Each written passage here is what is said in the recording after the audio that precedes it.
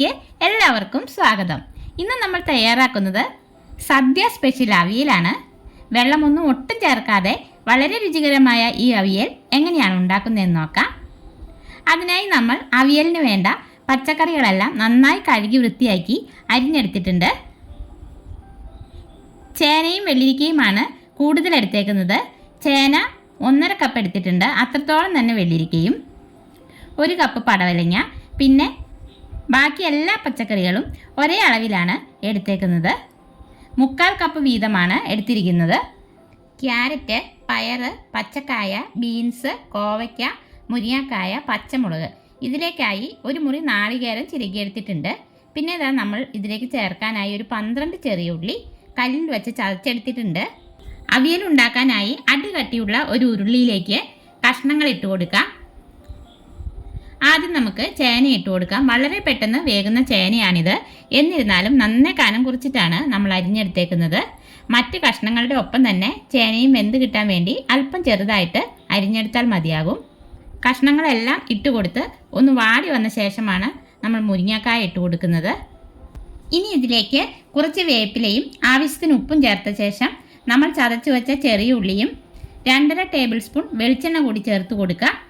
1 teaspoon മഞ്ഞൾപ്പൊടിയും 1/2 teaspoon മുളക് പൊടിയും കൂടി ഇട്ട ശേഷം കൈകൊണ്ട് നന്നായി തിരുമ്മി യോജിപ്പിക്കാം. ഉപ്പ് പോരാത്തത് നമുക്ക് കഷ്ണങ്ങൾ വെന്ത് വരുമ്പോൾ ഇട്ട് കൊടുക്കാം.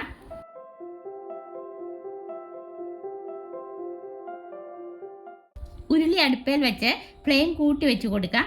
നന്നായി ചൂടായ ശേഷം ഫ്ലെയിം കുറച്ച് വെച്ച് ഒരു 5 മിനിറ്റ് വാഴയില കൊണ്ട് മൂടി അടച്ചു വെച്ച് കൊടുക്കാം. ആ സമയം നമുക്ക് ഇതിന് വേണ്ട അരപ്പ് തയ്യാറാക്കാം. 1 മുറി തേങ്ങ ചിരകിയതിലേക്ക് 2 പച്ചമുളകും 4-5 ചെറിയ ഉള്ളിയും 3/4 ടീസ്പൂൺ ജീരകവും ചേർത്ത് ഒന്ന് ക്രഷ് ചെയ്തെടുക്കാം. ഇതാ നമ്മൾ തേങ്ങ ചതച്ചെടുത്തിട്ടുണ്ട്. ഇനി നമുക്ക് മൂടി തുറന്ന് ഒന്ന് ഇളക്കി കൊടുക്കാം. കഷ്ണങ്ങളെല്ലാം ഒന്ന് നന്നായി വാടി വന്നിട്ടുണ്ട്. ഈ സമയം ഇതിലേക്ക് മുരിങ്ങക്കായ ഇട്ട് കൊടുക്കാം. മുരിങ്ങക്കായ ഒന്ന് നെടുകെ മുറിച്ചിട്ടാണ് ഇട്ടേക്കുന്നത്. പിന്നെ ഇതാ പച്ചമുളകും ഇട്ട് കൊടുക്കുകയാണ്. നമ്മൾ എരിവിനായിട്ട് പച്ചമുളകാണ് ചേർത്ത് കൊടുക്കുന്നത്. ഇനിയെല്ലാം നന്നായി ഒന്ന് ഇളക്കി കൊടുത്ത് കൂട്ടി വെച്ച് കൊടുക്കാം. വെള്ളം ഒട്ടും ഒഴിക്കരുത്. പച്ചക്കറിയിൽ നിന്ന് ഇറങ്ങുന്ന വെള്ളം കൊണ്ട് തന്നെ നമുക്കിത് വെന്ത് കിട്ടും. ഒരു വാഴയില വെച്ച് മൂടിയ ശേഷം ഒന്ന് അടച്ചു വെച്ച് വേവിച്ചെടുക്കാം. ലോ ഫ്ലെയിമിൽ വച്ചിട്ടാണ് നമ്മളിത് വേവിച്ചെടുക്കുന്നത്. കഷ്ണങ്ങളെല്ലാം വെന്ത് വന്നിട്ടുണ്ട്. നമുക്കൊരു കഷ്ണം ചേന ഒന്ന് മുറിച്ച് നോക്കാം. ഇതാ നന്നായി വെന്തിട്ടുണ്ട്. ഈ സമയം നമുക്കിതിലേക്ക് ഒരു 4 ടേബിൾ സ്പൂൺ തൈര് ഒഴിച്ച് കൊടുക്കാം. ഇതിപ്പോൾ ആവശ്യത്തിന് പുളിയുള്ള തൈരാണ്. തൈരൊഴിച്ച് നല്ലപോലെ മിക്സ് ചെയ്തെടുക്കാം. പുളി കൂടി പോകാതെ നോക്കണം.